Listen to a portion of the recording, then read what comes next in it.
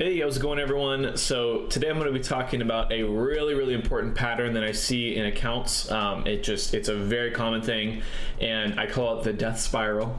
And it's one of those things to where you see it and it might look good in terms of top line metrics for a little bit, and then things kind of change over time. You're wondering, why can't I scale? We're having to descale to keep our profitability. What's going on, right? So the typical scenario is, overall, we see that the spend decreases in the account, and this is just omni-channel. I give you from Google, from Facebook, wherever it is. Spend decreases. We see a increase. So we might see a little uptick on our overall results for NCAC and MER, right? So NCAC gets reduced, we're happy, MER goes up, sweet, profitability is going up, right? And a lot of that is just because of the drop off in spend, right? So then after that, you notice that what's going on here is volume starts to drop on the overall sales side of things, and then you drop off efficiency again, and you're like, well, crap, now I have to reduce spend again in order to catch up to the previous efficiency that I was at to get a better NCAC and MER. And if you have an inexperienced marketer that's in your account, they might do testing and experiments during this drop off or this supposedly increase in efficiency, when in the reality is the test didn't cause that efficiency. It's the overall spend that's affecting that volume, right? Like, just because you changed a certain campaign type to another isn't purely a relation to the NCAC and MER getting better, right? Like, typically the relation comes down to lower volume and spend, which means marketing efficiency will temporarily increase based on that lag time of the user. So if my lag time is really long, right? So my normal buying cycle is let's say 60 days, 30 days, whatever it is, then this will get extended based off of that time frame. Now, if it's 3 days, 2 days, 1 day kind of thing, then these stair steps in terms of efficiency will be a lot quicker in terms of realizing the actual losses that you're going to have.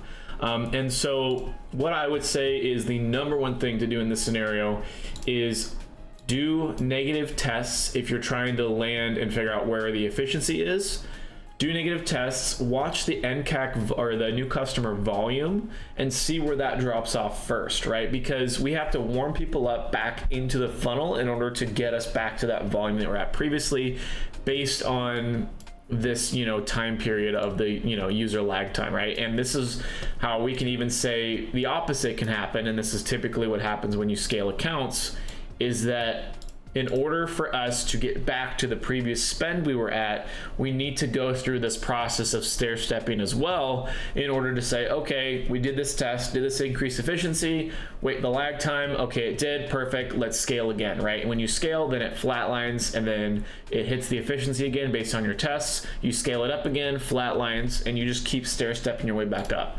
So this is essentially just the reverse of that, and you solve the issue by essentially doing the exact same thing, just in reverse, and holding spend as much as possible in order for it to catch back up to itself. Now, if you change the campaign structure and you're not segmenting cold and warm traffic, that's a really big issue, because you don't necessarily know which levers to increase the spend versus not. So it's one of those things where clients will just throw it all together instead of a Performance Max or Advantage Plus campaign, look at the ROAS and wonder why they're seeing that descending stair step happen. And it's for this exact reason here, right? You're consuming already in the funnel users, ROAS looks good, you can't keep that volume up, so you drop spend, you see that efficiency come back, and you keep dropping spend, and eventually your business overall sales drops off, and you're wondering what just happened. I don't understand why the ROAS just kept getting worse and worse. And then you reach out to an agency and you're like, hey, the agency tells you, oh, it's just too much warm traffic.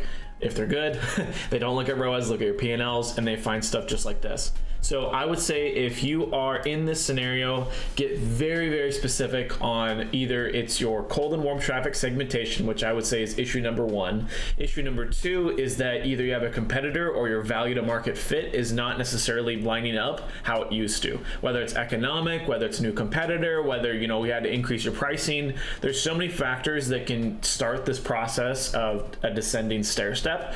But I would say the biggest thing is typically the segmentation of cold and warm traffic, and inadvertently breaking apart the funnel because you're focused on ROAS, or because you're looking at just a small data point and not the full picture. So keep an eye out for this kind of stuff. It's super common. I see it all the time in accounts, and especially when you're ROAS focused, this issue is just exacerbated even more and more. So don't forget to look at large scale volumes of your overall business. Look at top line numbers. Don't just look at NCAC and MER. Look at the volume and then decide what you want to do from there, because obviously you need volume at an efficient rate. So play both fields in order to get that goal. So anyways, thanks. And if you have any questions, comment below, but I'll see you guys in the next video.